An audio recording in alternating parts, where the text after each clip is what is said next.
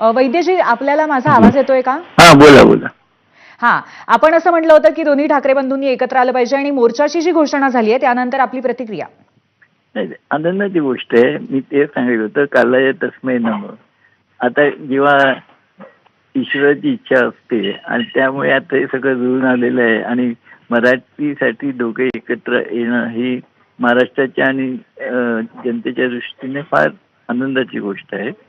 या कार्यक्रमाला मी त्यांच्या शुभेच्छा तर आहेत, शिवाय ईश्वरचरणी प्रार्थना करतो की मराठी माणसाचं जे हित आहे ते या दोघांच्या माध्यमातून व्हावं, ही देवाचरणी प्रार्थना. आणि कुठेतरी हे जे समीकरण आहे ते जुळून यावं आणि ते टिकून राहावं असंही वाटतं आपल्याला?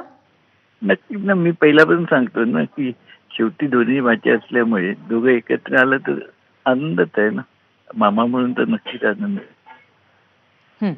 आणि हा मुद्दा खरं तर आता मराठी अस्मितेचा आहे, परंतु या व्यतिरिक्त इतर सगळ्या राजकीय मुद्द्यांवरती सुद्धा या दोन्ही बंधूंमध्ये कुठेतरी एक सर्वसमावेशक अशी युती घडू शकते असं आपल्याला खरोखरच वाटतं का?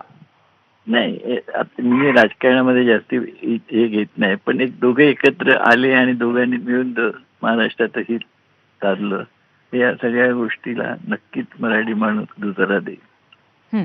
आपण या दोघांनाही खूप अनेक वर्ष बघितलेलं आहेत आणि या दोघांचं एकत्र येणं महाराष्ट्राच्या दृष्टीने किती महत्वाचं आहे, त्याच्या मागची कारणं काय आहेत असं आपल्याला वाटतं? कारण तुम्हाला लोकांना सगळ्यांना माहिती आहे, कारणाची गरज नाहीये, पण शेवटी तमाम मराठी माणसाची आणि महाराष्ट्राची जी इच्छा आहे, अपेक्षा आहे, ती पुरी होईल असं मला वाटतं. आणि कुठेतरी ठाकरे ब्रँड टिकून राहण्याच्या दृष्टीनेही त्याची गरज आहे असं वाटतं आपल्याला? नाही, नक्कीच ना. शेवटी जे जनतेच्या मनात आहे तेच माझ्या मनात आहे ना.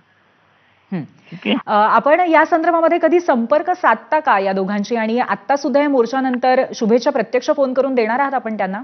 नाही नाही, मी सांगितलं ना, या सगळ्या कौटुंबिक गोष्टी आहेत ना, ते जे आहे ते सगळं जनतेसमोर आहे. ठीक आहे.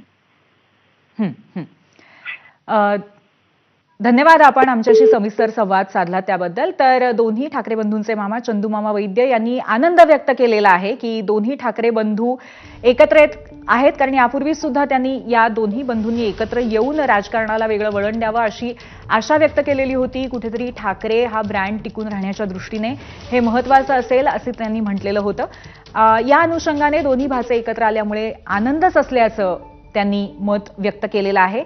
एकंदरीतच या मोर्चाच्या अनुषंगाने सध्या सकारात्मक अशा पद्धतीच्या भूमिका बहुतांश पक्षांकडनं, बहुतांश लोकांकडनं ऐकायला मिळत आहेत.